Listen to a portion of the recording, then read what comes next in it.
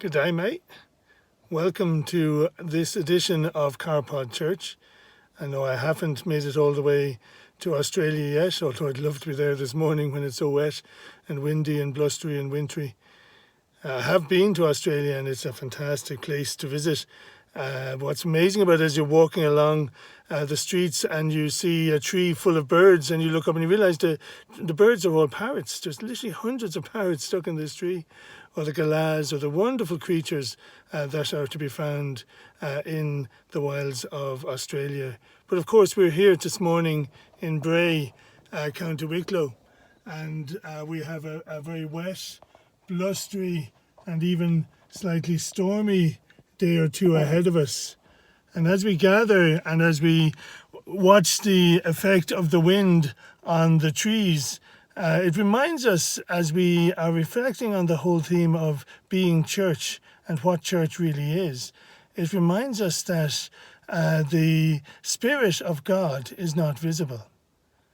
Just like the wind, you cannot see the wind. You can feel it. And so it is with the Spirit. You can sense its presence. You can feel its work in your life and in your surroundings. But also in you can see the effect that the wind has on the trees around me.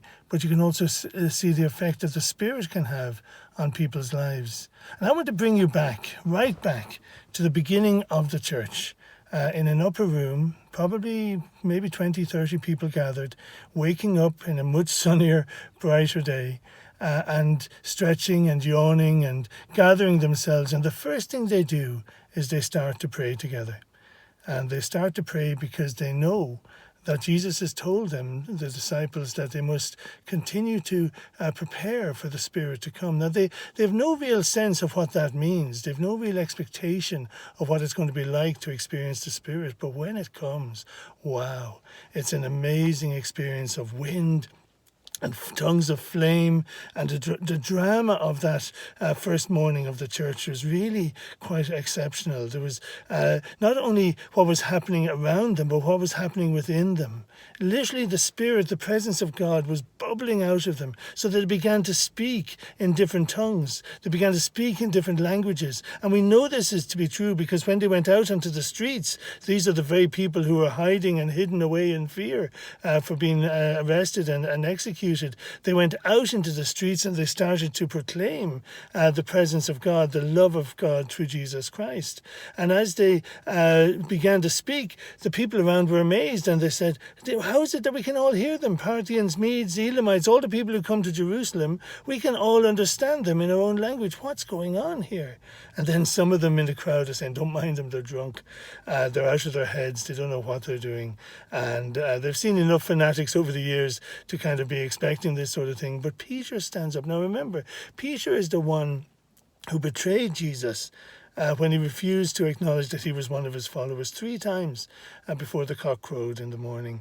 And this same Peter, who was devastated by his own failing and by his own weakness, became the spokesperson for that group. And he stood up and he said, friends, it's only 9 o'clock in the morning. Now, it's a little earlier now, but it's only 9 o'clock in the morning, and here and we're gathered here, so we're not drunk.